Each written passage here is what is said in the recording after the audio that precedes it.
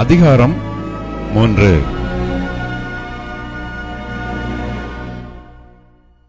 ஒவ்வொன்றிற்கும் ஒவ்வொரு காலம் உண்டு. வானத்தின் கீழ் இருக்கிற ஒவ்வொரு காரியத்துக்கும் ஒவ்வொரு சமயம் உண்டு.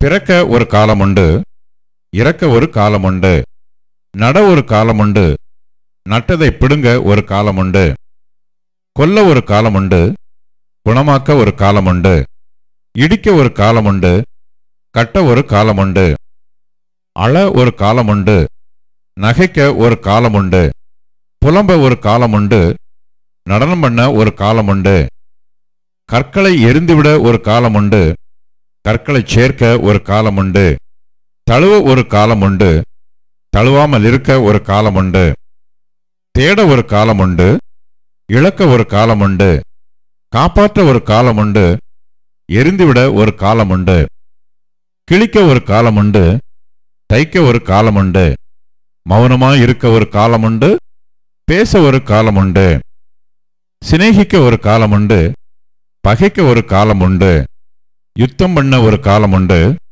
சமாதானம் பண்ண ஒரு காலம் உண்டு. வருத்தப்பட்டு பிரயாசப்படுகிறவனுக்கு அதனால் பலன் என்ன? மனுபுத்திரர் பாடுபடும்படி தேவன் அவர்களுக்கு நியமித்த தொல்லையை கண்டேன்.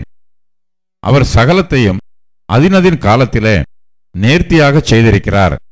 உலகத்தையும் அவர்கள் உள்ளத்திலே வைத்திருக்கிறார். ஆதலால் தேவன் ஆதிமுதல் அந்தம் மட்டும் செய்து வரும் கிரியையை மனுஷன் கண்டுபிடியான். மகிழ்ச்சியாயிருப்பதும் உயிரோடு இருக்கையில் நன்மை செய்வதுமே அல்லாமல் வேறொரு நன்மையும் மனுஷனுக்கு இல்லை என்று அறிந்தேன். அன்றியும் மனுஷர் யாவரும் புசித்து குடித்து தங்கள் சகல பிரயாசத்தின் பலனையும் அனுபவிப்பது தேவனுடைய அனுக்கிரகம். தேவன் செய்வது எதுவோ அது என்றைக்கும் நிலைக்கும் என்று அறிவேன். அதனோட ஒன்றும் கூட்டவும் கூடாது, அதிலிருந்து ஒன்றும் குறைக்கவும் கூடாது. மனுஷர் தமது சமூகத்தில் பயந்திருக்கும்படி தேவன் இப்படி செய்து வருகிறார். முன் நடந்ததே இப்பொழுதும் நடக்கிறது, இனி நடக்கப் போகிறதும் முன்னமே நடந்தது. நடந்ததையோ தேவன் விசாரிப்பார். பின்னும் சூரியனுக்கு கீழே நான் நியாயஸ்தலத்தை கண்டேன். அங்கே அநியாயம் இருந்தது.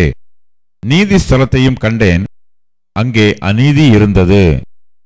சகல எண்ணங்களையும் சகல செய்கைகளையும் நியாயம் தீர்க்கும் காலம் இனி இருக்கிறபடியால் சன்மார்க்கனையும் துன்மார்க்கனையும் தேவன் நியாயம் தீர்ப்பார் என்று என் உள்ளத்தில் எண்ணினேன்.